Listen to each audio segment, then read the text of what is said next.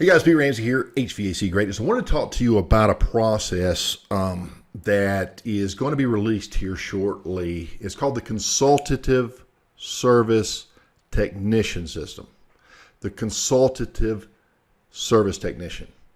What that means is we want to figure out a process in which your technicians, when they are interacting with your customers, are following a structured process that allows them to identify real needs for that homeowner and that equipment owner, and for your technician to successfully deliver those products and those services to your customers without feeling salesy, without feeling like they're trying to sell stuff. In essence, what we're going to do is we're going to significantly raise your average service ticket.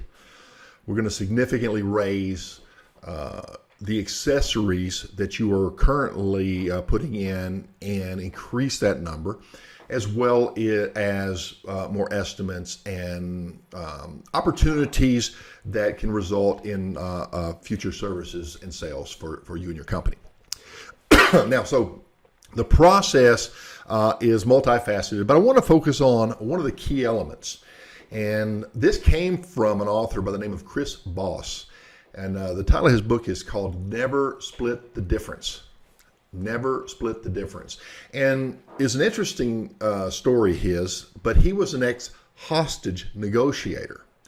And what we were able to extract out of his experiences and how to interact, how to apply that to business, was how do we apply that to our processes out in the field working with our customers. And maybe it's a sales process by feeling and it shouldn't be. Maybe we can fix that by putting a new process in place. So let's start with what's on the board back over here. Now this is the A portion.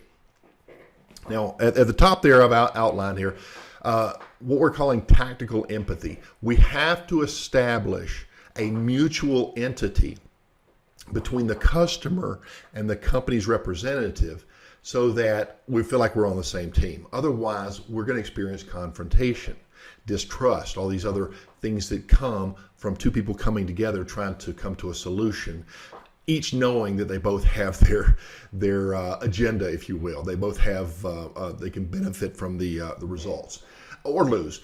And so the first one there says empathize with their situation.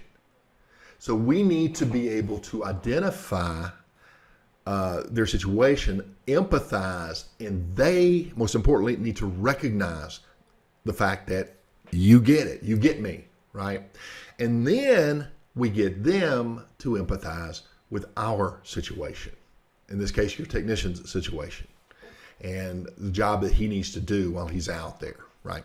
Okay. So how do we do that? Well, the A part, what we're going to talk about right now, is empathizing with their situation. So we must make them feel heard. Now, in the lettering there, anything that's red is you speaking, or your technician basically speaking in terms of red letters, not the red line. But so how do you make them heard? You have to ask for clarification, right? So if the customer raises a concern, then we have to ask for clarification. And our goal, once we speak that back to them, is for them to reply, that's right, you understand, that's right, okay? So how do we do that? We demonstrate that you understand their world and that you empathize with their cares or concerns, right? And we always listen, not just for the words, but the emotions behind the words, so that we can spot the deeper care or concern as this relates to our negotiation here, right? So if the customer has a concern where they're bringing up money and you can feel that emotion, the financial is a concern, you might want to address that and allow them to recognize the fact that you get it. They're concerned about the money, right? Or whatever that concern may be. That's just a common one, particularly when there's not any trust on the front end. Later, the concerns become something else, but for now, it's about, it certainly manifests itself as the money, okay? So what we want to do is we do a summary statement, and it usually begins with, it seems like, again in red, or it sounds like. And so if That's how we'll begin with it. So see down there at the bottom where it says, it seems like you're really concerned about the cost of this service. Or it sounds like the finances are really important to you. If we've handled this right, they're going to reply with, that's right, or exactly, right? So once you've received the confirmation of that's right or exactly or every way they express that, right? Now it's time to get them to empathize with you.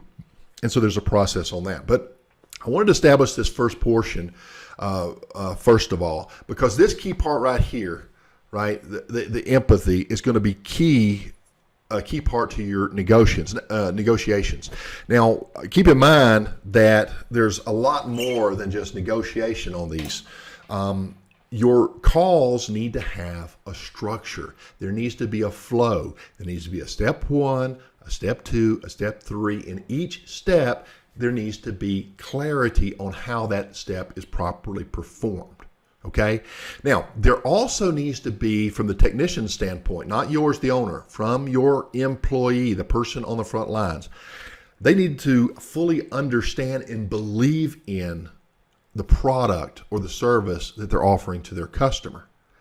You can't sell something you don't believe in, not if you have integrity, right? So that entails a requirement on you, the owner's part, is a key element to address in your training when you're training your techs. Okay.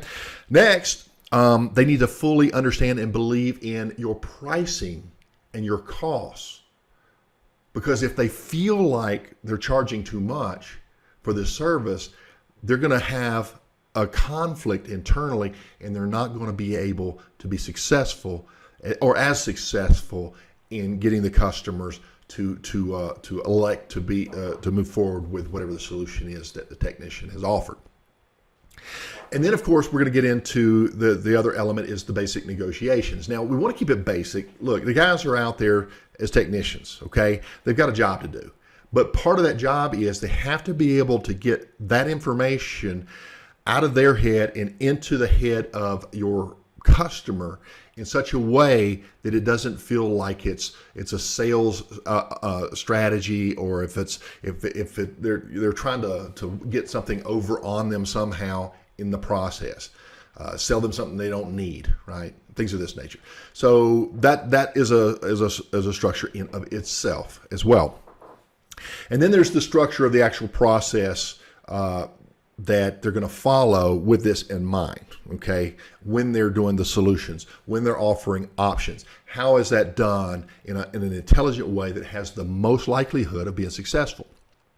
And finally, once we have all this together and we've gone through everything, each technician needs to practice these with different scenarios at your company meetings. Role playing is what it's called. So anyway, we're going to be rolling more of this out. But I wanted to give you a little bit of a tip that may help you right away in establishing that mutual empathy, right? The tactical empathy. So that, first of all, you learn how to display that to your customer and empathize. Now that they realize that they've been heard, you have to establish yours so that they understand that we both have needs here that have to be met. Otherwise, we can't do business, right? And now, once we have that out of the way, we can just be us, and we can talk about what the real situation is, okay? So I hope that helps. Pete Ramsey here, HVAC Greatness. We'll be doing some future trainings on this. Big program. We're really looking forward to this and hope you'll be a part of that. Pete Ramsey here, HVAC Greatness. I'll see you on the other side. Y'all take care. Bye-bye.